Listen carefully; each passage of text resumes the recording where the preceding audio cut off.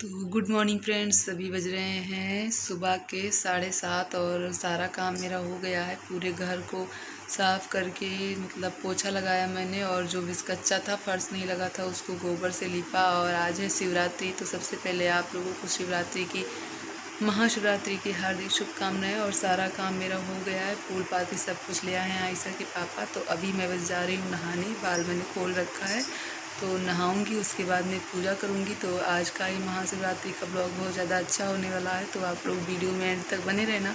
और चैनल पे नए हैं तो सब्सक्राइब जरूर कर देना। और भोलेनाथ आप सबकी सारी इच्छाएं पूरी करे, यही दुआ है मेरी। और चलिए देखते हैं जो कुछ भी मैं आज शिवरात्रि के दिन आप लोगों के साथ में शेयर कर पाऊँगी, करूँगी। और मेरा व्रत भी है, और किस किस का व्रत है कमेंट करके ज़रूर बताना। तो अभी आयशा भी है दूसरे घर, उसके पापा उसे वहीं पे लेके गए हैं।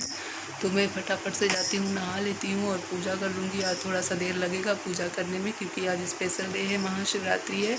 तो चलिए आज के इस ब्लॉग को कंटिन्यू करते हैं। तो ये देख लीजिए फ्रेंड्स, ये सुबह का ही व्यू था जो मैंने सारा ना शिवरात्रि के दिन का, तो सब कुछ पूरे घर में मैंने पोछा वगैरह सब कुछ लगा दिया था, और जो कुछ कच्चा था उसको मैंने लीप लिया था। तो ये मेरे बरामदे का लुक है। यहीं पे ही मेरी माता रानी भी है, वहाँ पे आप लोग देख सकते हैं। तो सुबह सुबह ही मैंने आयशा के पापा से ना गाड़ी निकलवा दी थी बाहर, और पोछा लगा मतलब लीप दिया था गोबर से। और वो मेरा रूम है, और ये आंगन, इसको मैं रात को भूल गई थी धोने के लिए, तो फिर मैंने सुबह सुबह ही पोछा लगाया। और यहाँ पे ये फूल पत्ती जो होता है ना, बेल पत्री वगैरह, ये सब कुछ ले आए थे आयशा के पापा, और मैं तो बस बस नहाने अभी जा मैंने रही हूँ। नहा लिया है, और पूजा में थोड़ी सी मतलब थोड़ा सा सामान नहीं था, तो मैंने मंगवाने के लिए पास में ही दुकान है, पैसा दिया हुआ है, तो लाने गए हैं।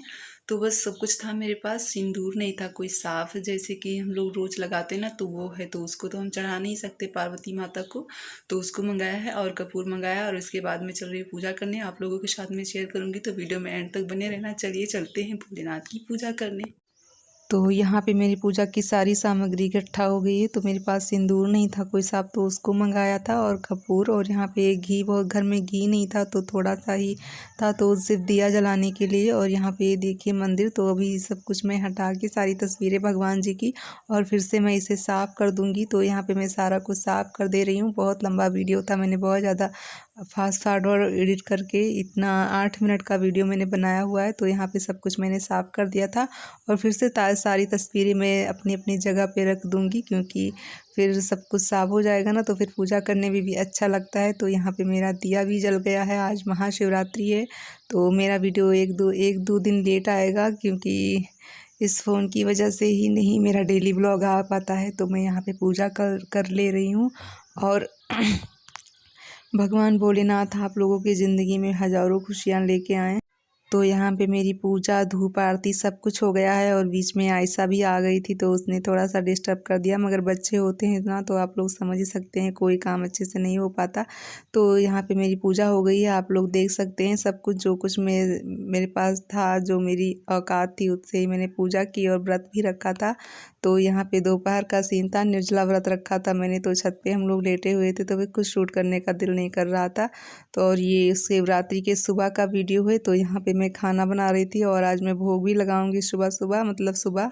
तो यहाँ पे मैंने बंद गोभी और आलू की सब्जी बनाई हुई थी, दाल चावल पूड़ी और खीर बनाया हुआ था। तो यहाँ पे मेरी सब्जी और दाल हो गई है, और चावल को मैंने गैस पे भी चढ़ा के रखा हुआ है। ये देख लीजिए, दाल बना के फिर मैंने निकाल लिया था। और यहाँ पे मैं तब तक लगा ले रही हूँ आटा, क्योंकि आटा लगाने के बाद मैं बनाऊंगी खीर, और उसके बाद गर्मा गर्म पूड़ियाँ। और उसके बाद आयशा के पापा भी खा के निकल लेंगे, चले जाएंगे। तब तक 8 साढ़े 8 बजे तक मेरा सारा खाना बन गया था, और भोग भी लगा दिया था मैंने। तो यहाँ पे मैंने सब्जी को खाली कर लिया है, और कढ़ाई को फिर से साफ़ करके मैं इसी में पूड़ी बनाऊंगी, और उस वाले चूल्हे पे रख दूंगी मैं खीर। तब तक खीर पकती रहेगी। दूध में अभी थोड़ा सा लेट है, तो तब तक दूध भी आ जाएगा।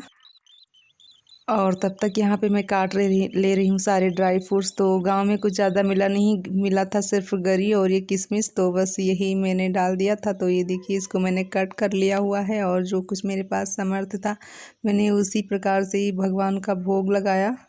तो यहाँ पे मैंने आटा भी गूँथ के रख लिया है, और चावल भी मेरा पक गया है। तो मैं अब रख देती हूँ भगोना, तब तक चावल पकेगा धीरे धीरे, तब तक दूध भी हो आ जाएगा और फिर मैं दूध डाल दूँगी। तो सारा कुछ खाना बना के मैं पहले भगवान जी को भोग लगा दूँगी, उसके बाद आयशा के पापा खा के वो फिर चले जाएंगे। तो यहाँ पे मैंने चावल डाल दिया हुआ है और गैस को एकदम मीडियम कर दिया है। तब तक मेरा खीर मतलब चावल पकेगा और फिर दूध डाल दूँगी। तो यहाँ पे मैं तब तक पूड़ियाँ तल ले रही हूँ। और ये कढ़ाई सब्जी बनाया था मैंने, धुल दिया था, तो ये थोड़ा सा ना इसमें पीला हो जाता है ना, जंग जैसा लग जाता है, तो फिर इससे कोई मतलब फिर देखने में अच्छा नहीं लगता, बाकी खाने में इसमें टेस्ट में कोई डिफरेंस नहीं आता है, अच्छा लगता है। तो यहाँ पे मैं जल्दी जल्दी से पूड़ियाँ भी सेक ले रही हूँ क्योंकि उनको देर हो रही थी और शाम को मैं कुछ बना नहीं पाई थी, क्योंकि आप लोग समझ सकते हैं व्रत रहो तो फिर। और फिर पूजा करके मैंने किशमिश और मिश्री का ही भोग लगाया हुआ था, शाम को भोलेनाथ की पूजा की थी और सुबह में भोग लगाऊंगी, उसके बाद ही मैं खाऊंगी।